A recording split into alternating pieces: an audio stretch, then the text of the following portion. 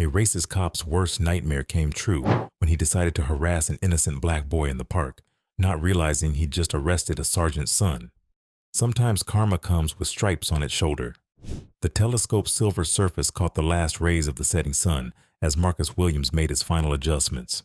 At 12 years old, he moved with the careful precision of someone twice his age, his dark fingers gentle against the expensive equipment as he checked the alignment one more time. This was going to be perfect. Jupiter would be visible tonight, and he wasn't going to miss it. The park in the affluent Oak Hills neighborhood wasn't technically his local park, but it had the clearest view of the night sky in the city. Most of the wealthy residents knew him by now. The quiet black kid with a telescope who could tell you more about celestial bodies than their expensive private school science teachers. Some even brought their children to learn from him on clear nights like this. "Everything set up okay, Marcus?" Mrs. Henderson called from her porch across the street. The elderly woman had been watching out for him since he first started coming to the park 6 months ago. "Yes, ma'am," Marcus replied, his wide smile bright in the dimming light.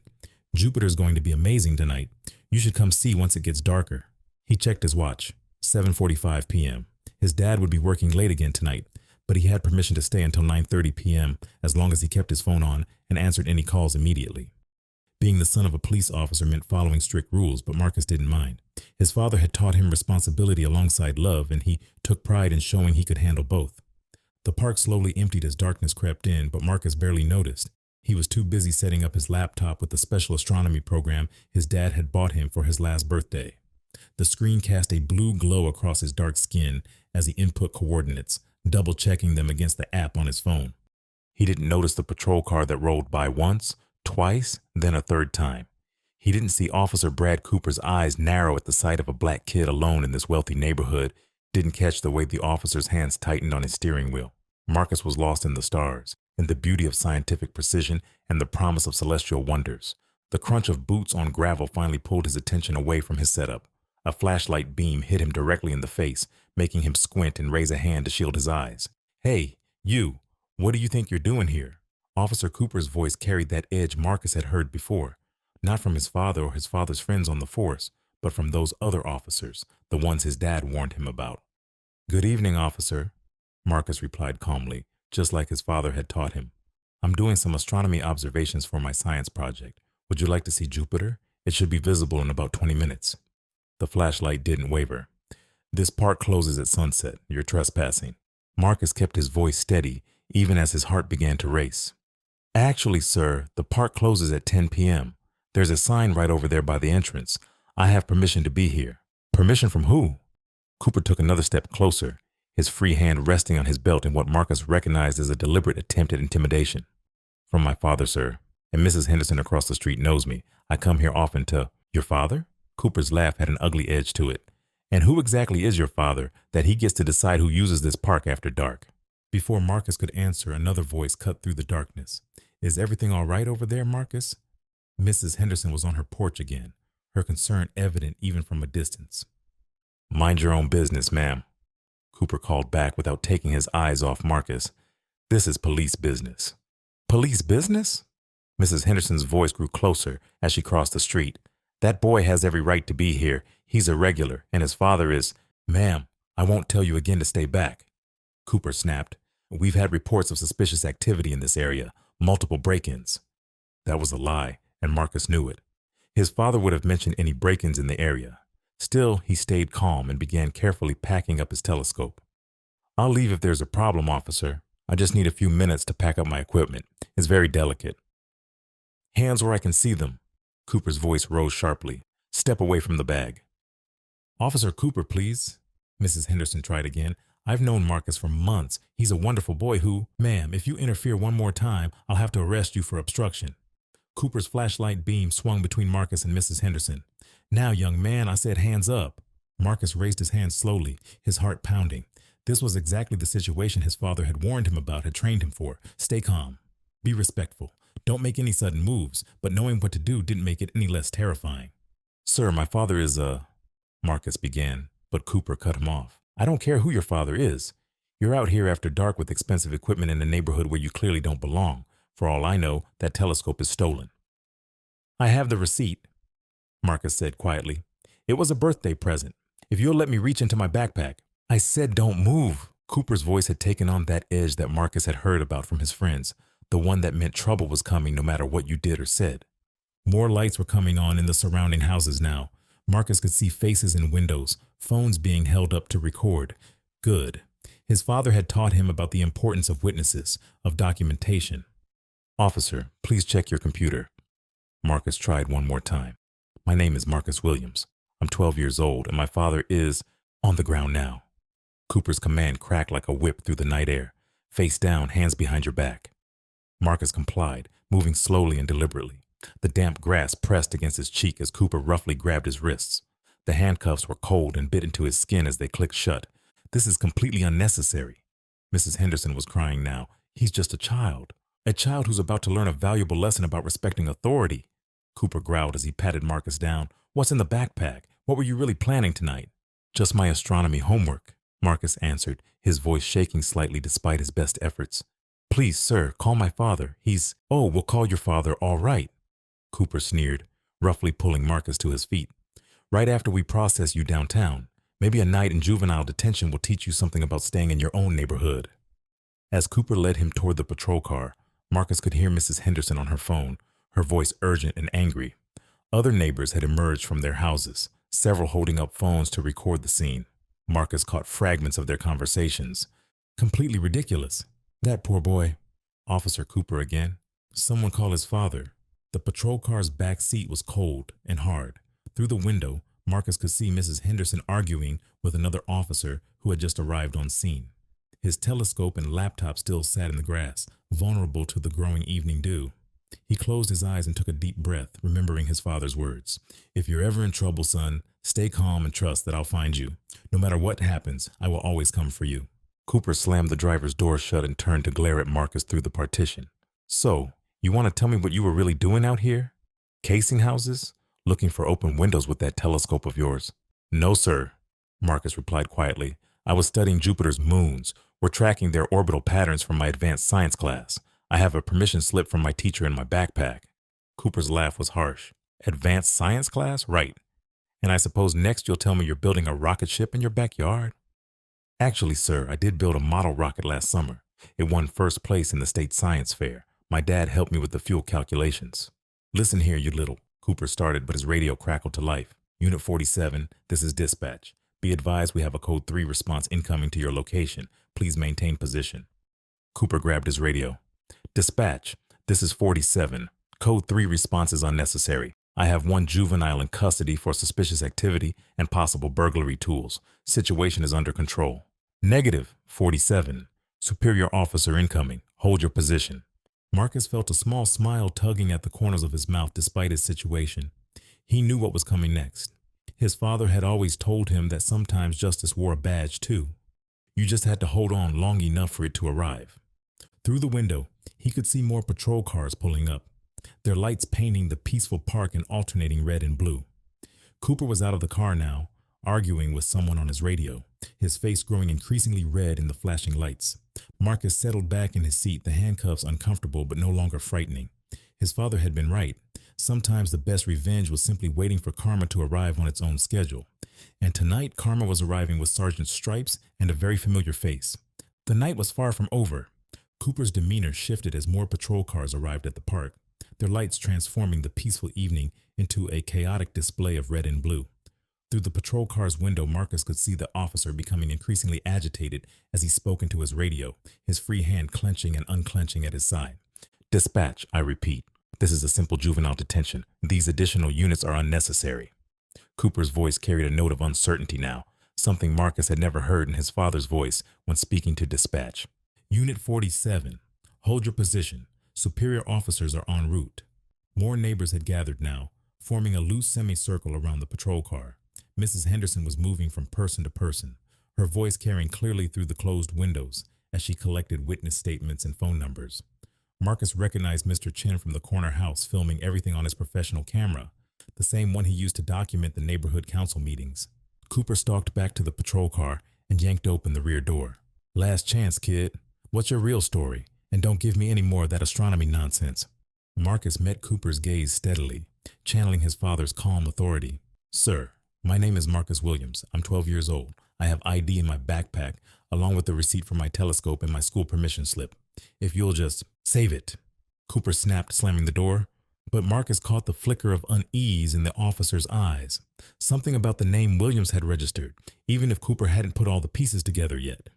Through the window, Marcus watched as his telescope sat unprotected in the grass. The evening dew would be damaging the expensive equipment by now. His father had saved for months to buy it, making sure Marcus had professional-grade tools to pursue his passion. The thought of it being ruined made his chest tight with anger, but he remembered his father's words.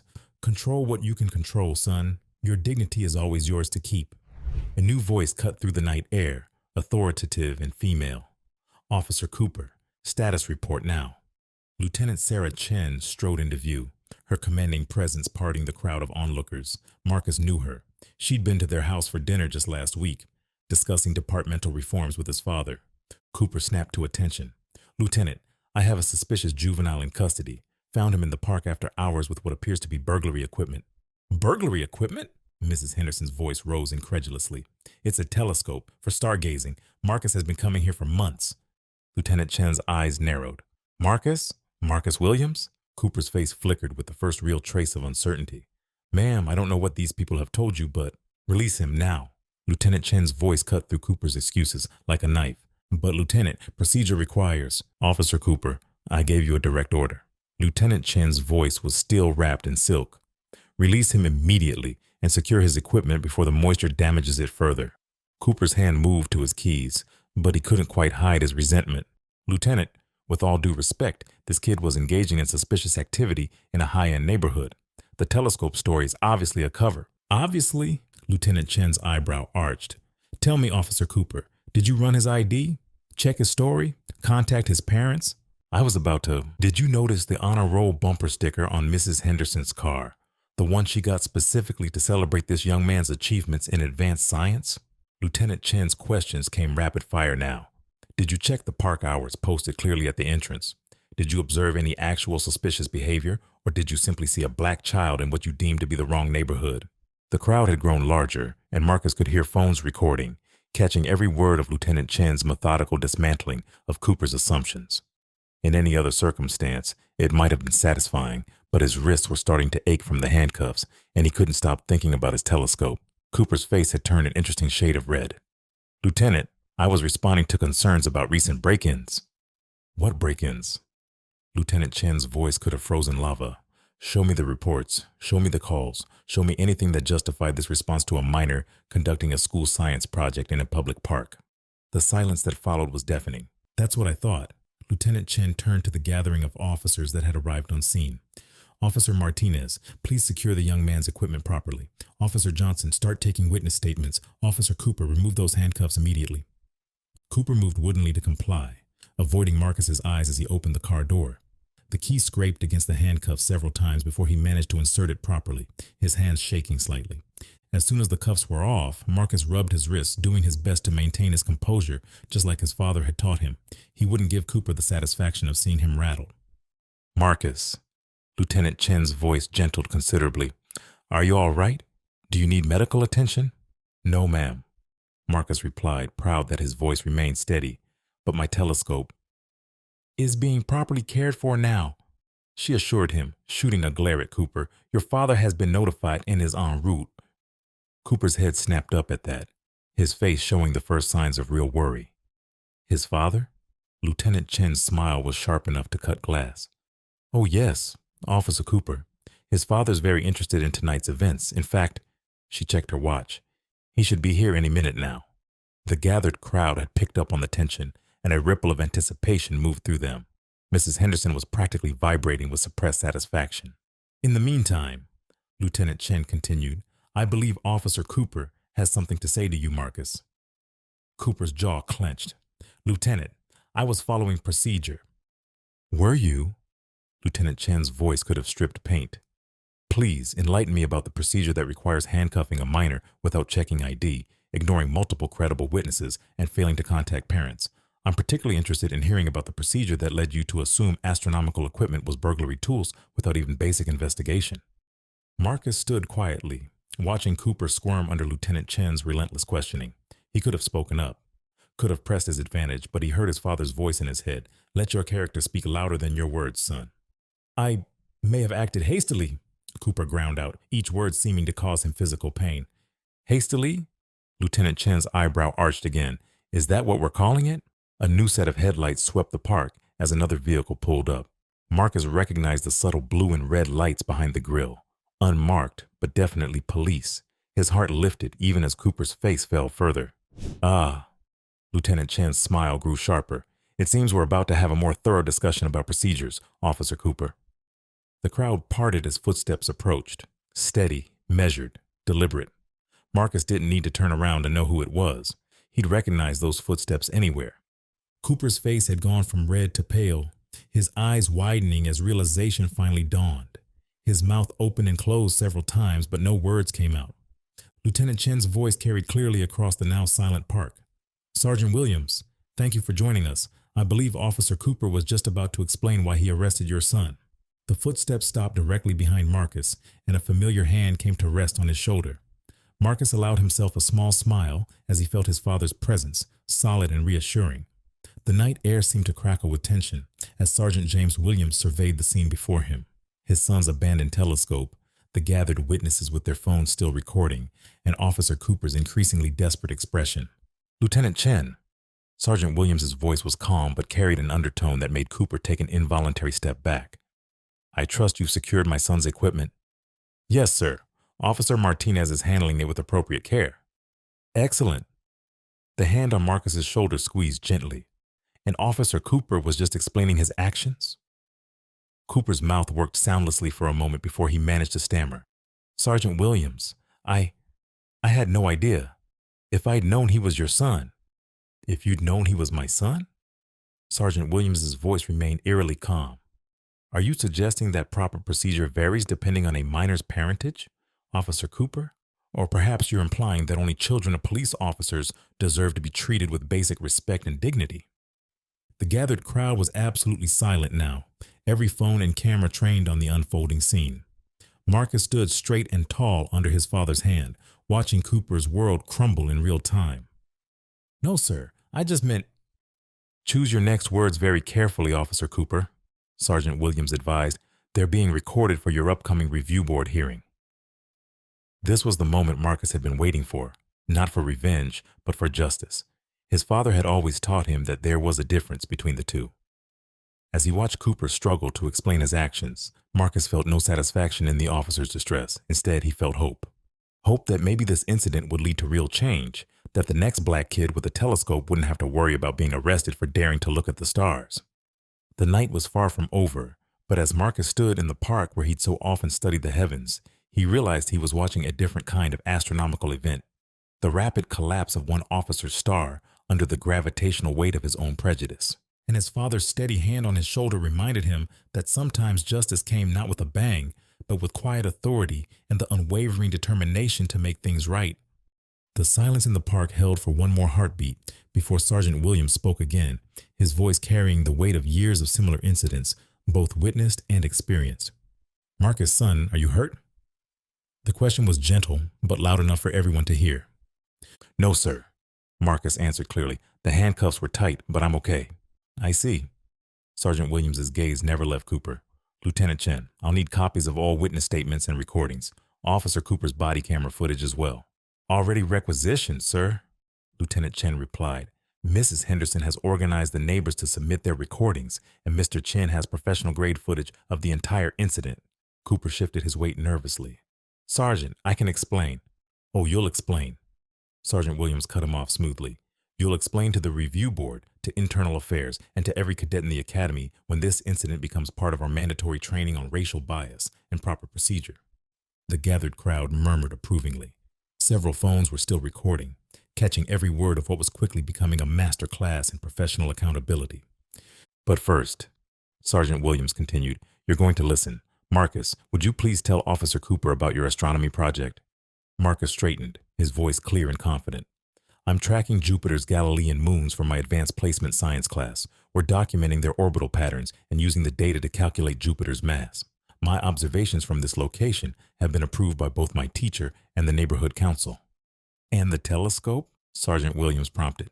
It's a Celestron CGXL 1100 Edge HD, sir. You helped me save up for it, remember? We spent 3 months comparing specifications and reading reviews before choosing it. Cooper's face had taken on a sickly pallor as Marcus rattled off technical details about astronomical equipment that cost more than most police cruisers. The same equipment he dismissed as burglary tools. Mrs. Henderson, Sergeant Williams called out, how long has my son been using this park for his observations? The elderly woman stepped forward eagerly. 6 months, Sergeant. He's here 3 or 4 nights a week when the sky is clear. He's even taught some of the neighborhood children about astronomy. The council specifically adjusted the park's lighting schedule to accommodate his research. Interesting. Sergeant Williams's tone could have flash frozen nitrogen. Officer Cooper, did you check any of this before detaining my son? No, sir. Cooper's voice had shrunk to barely above a whisper. Did you run his ID? No, sir. Contact dispatch to verify his story? No, sir. Ask any of the numerous witnesses present about his regular presence here? No, sir. In fact, Sergeant Williams continued relentlessly, did you do anything other than see a black child in what you deemed to be the wrong neighborhood and immediately assume criminal intent? The silence that followed was deafening. Even the crickets seemed to hold their breath. Lieutenant Chen, Sergeant Williams's voice took on a formal tone. I am officially requesting that Officer Cooper be placed on immediate administrative leave pending a full investigation. Already done, sir, Lieutenant Chen replied crisply. Officer Cooper, surrender your badge and weapon. Cooper's hands shook as he complied, the reality of his situation finally sinking in. Sergeant, please, my record. Your record? Sergeant Williams raised an eyebrow. You mean the 3 previous complaints of racial profiling that were dismissed? The pattern of discriminatory stops that Lieutenant Chen has been monitoring? That record? A collective intake of breath from the onlookers made it clear this revelation was being added to dozens of social media posts in real time. Or perhaps, Sergeant Williams continued, you're referring to your record of failing to follow basic procedures when dealing with minorities. The same procedures you seem to have no trouble remembering when responding to calls in other neighborhoods? Cooper's mouth opened and closed soundlessly. Officer Martinez, Sergeant Williams called out, how is my son's telescope? Secured and dried off, sir. Martinez responded promptly. No apparent damage, but he might want to recalibrate it, just to be safe. Thank you. Sergeant Williams finally turned to address the gathered crowd. Ladies and gentlemen, I apologize for the disruption to your evening. I want to thank you all for staying to bear witness, for recording these events, and for being willing to speak up. This is how change happens, not just through official channels, but through communities standing together against injustice. Mrs. Henderson wiped tears from her eyes as several neighbors applauded. Marcus, Sergeant Williams's voice softened again. Would you like to try for those Jupiter observations? The sky is still clear. Yes, sir. Marcus smiled. The Galilean moons should be perfectly positioned now. Lieutenant Chen, I trust you can handle the paperwork on this incident. With pleasure, sir, she replied, fixing Cooper with a steely glare. Officer Cooper and I have a lot to discuss. As Martinez helped Marcus reset his telescope, Sergeant Williams addressed Cooper one final time.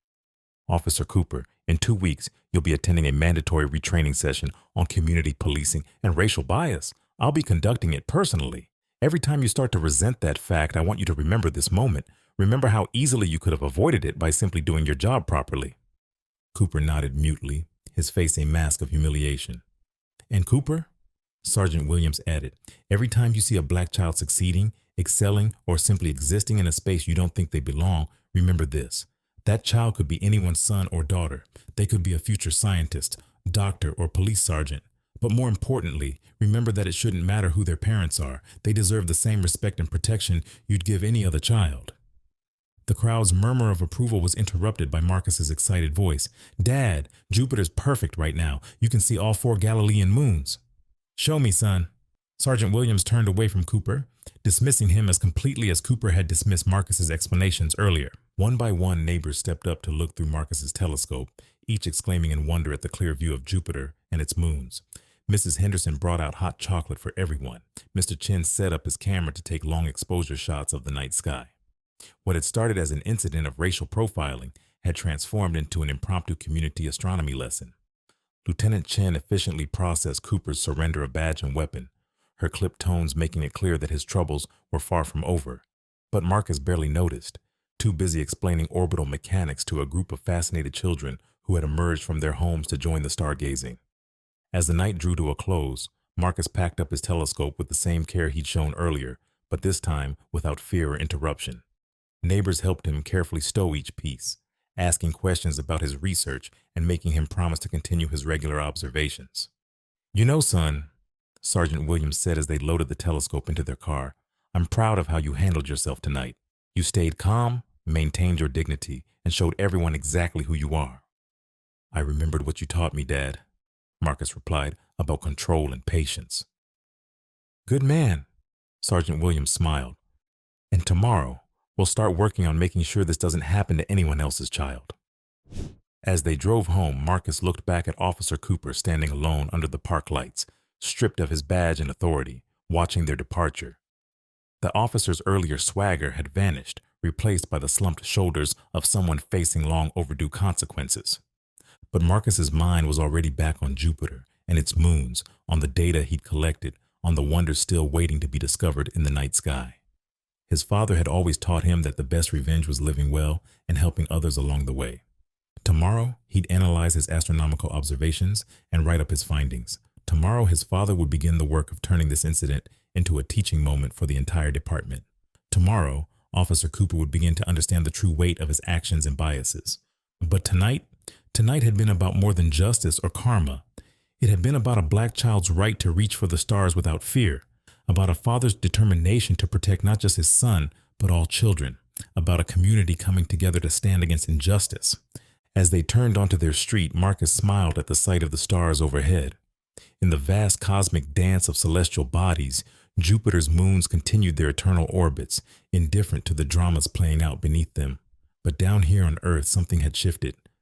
A small change, perhaps, but like the gravitational pull of those distant moons, its effects would ripple outward, touching lives far beyond this single night in a park where a boy dared to study the stars.